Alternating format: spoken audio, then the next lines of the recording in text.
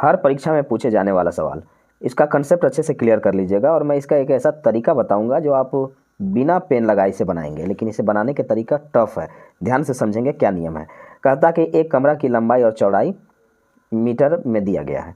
इस कमरा के फर्श पर वर्गाकार टाइल्स बिछवानी है। कम से कम कितने टाइल्स लगेंगे?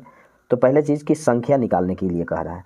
तो जब कभी भी आपसे संख्या निकालने को कहेगा, उसके लिए क्या करना है कि रूम का क्षेत्रफल निकालना है। रूम का क्षेत्रफल, एरिया ऑफ रूम, रूम का क्षेत्रफल और जिस आकार का टाइल्स लगाना है उसका क्षेत्रफल। तो टाइल्स लगना है वर्ग आकार का, वर्ग आकार, स्क्वायर शेप का। तो यहाँ हम कहेंगे कि वर्ग का क्षेत्रफल। अब आपको एक बात पता होगा कि लंबाई और चौड़ाई देने का मतलब हुआ आयत।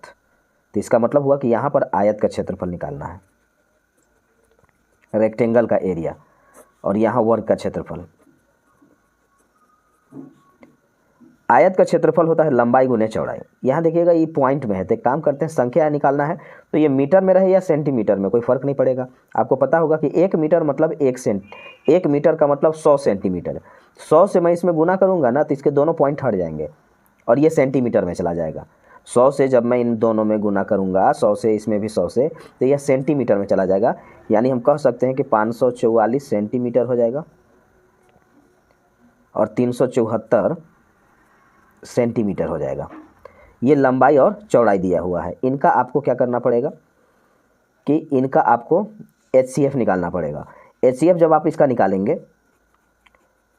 तो वर्ग का एक भुजा आएगा। इनका जो HCF होगा वह वर्ग का एक भुजा होगा और भुजा स्क्वायर कर देंगे। आयत का क्षेत्रफल लंबाई गुने चौड़ाई तो है, लेकिन ये नहीं। तब इनका HCF जब हम निकालेंगे ना, तब जाकर के इनका वर्ग का एक भुजा यानी स्क्वायर का साइड आएगा। तो निकालिए, 374 से 544 इनका HCF निकालेंगे। तो एक बार में 374, 071, 170, फिर यहाँ 374, 17 दूना 34, 2 बार तो दिख रहा है, 17 दूना 34, 4 3 34, यहाँ रखिए 170, 5 बार तो शायद लग रहा है, 5 चौका 20 और 5 15 और 2 17। हाँ ठीक है, लास्ट में जिससे भाग देते हैं वही HCF होता है, वही HCF होता है। तो भाग दिए हम 34 से, तो हमारा जो HCF निकला वो 34 निकला। अब हमें इसको निकालना है, तो अब हम इसे कैसे करेंगे, ध्यान रखिएगा, इसको देख लीजिएगा कितना आया है, 34। अब इनका हमें क्षेत्रफल एरिया निकालना पड़ेगा।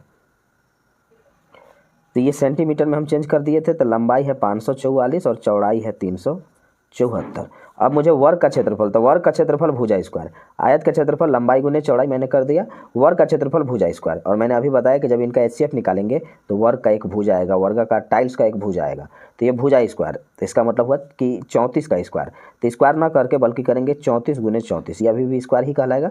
ये 17 का मल्टीपल दिख रहा है, 17 से काटिए, 17 दूना 34, नहीं फिर 34 से इसको काट लीजिए, ये वाला तो कट ही जा रहा है।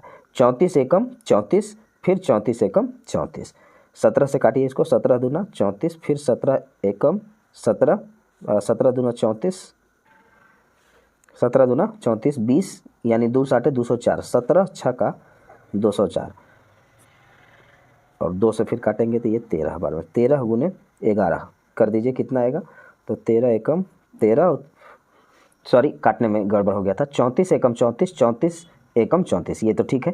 इसे तो मैंने 34 से ही ना काटा था, तो 34 से काटूंगा तो 34 दूना कितना आएगा, 76, सॉरी 34 एकम 34 और फिर 204 हो जाएगा, तो 34 छक्का, हाँ 11 गुने 16, 11 गुने 16, थोड़ा मिस्टेक हो गया था काटने में, गुना करेंगे 176, 16 एकम 16, 16 और 1 17, 176 आएगा।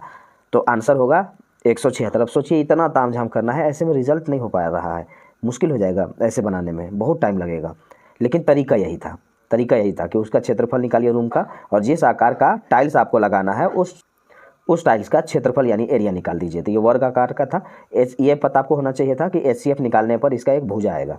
इसका क्षेत्रफल मैंने निकाला, भाग दिया, आंसर आया 176। अब ध्यान रखना है कि इसके और कोई तरीका तो होगा ना जो आसानी से बन सके, तो आप गौर से देखिएगा ऑप्शन पर। तो ऑप्शन 100 है, 156, 176 और 206। आप जब नंबर सिस्टम पढ़िएगा तो उसमें आपको कोई संख्या को काटने का तरीका बताया जाएगा कि 3 से, 4 से, 5 से, 6 7 से 9 से 11 से, और इसको अच्छे से प्रैक्टिस कर ले रहिएगा तो आपको पता चलेगा कि 176 एक ऐसी संख्या है जो 11 का मल्टीपल है, 11 का मल्टीपल है। यह भी संख्या 11 का मल्टीपल है। तो अब इसमें नियम क्या कहता है ये समझ लीजिए। नियम क्या होता है कि कुछ संख्या ऐसे हैं जैसे 3, 9, 11, ये ऐसी संख्या है कि ये जिस जगह पर होंगे आंसर उन्हीं के अनुसार हो जाना है, एकदम फिक्स है। आप पढ़े होंगे तो आपको पता होगा कि आंसर उसी के अनुसार हो जाएगा।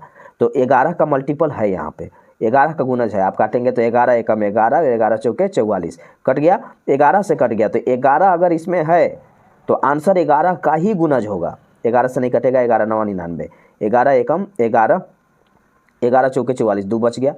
11 एकम 11, 96 बना था, 11 8 88 शेष बच गया। ये देखिए 11 एकम 11, 6 बचा, 11 छक 66, ऑप्शन सी। तो नियम यही है कि अगर इसमें 11 का मल्टीपल कहीं 3 इस टाइप से कोई दिखाई अगर आपको दिया तो एकदम फिक्स है कि आंसर उसी के अनुसार होना है। तो 11 का मल्टीपल यानी गुणज इसमें था, आंसर 11 का ही मल्टीपल होगा, बिना ऑप्शन लग, मतलब बिना आंसर, आप इसे चेक किए, पूरा सॉल्व बिना किए आप आराम से आंसर मार सकते हैं। अब सोच के देखिए कि एक इतना बड़ा सॉल्यूशन ऐसे बनता है और एक ऐसे हो जाएगा, दोनों में कितना अंतर है। अब इस सवाल को आप बना करके कमेंट करेंगे, इसमें भी कुछ दिमाग लगाइएगा, लगा तो ठीक, नहीं तो बेसिक से ही बनाना पड़ेगा।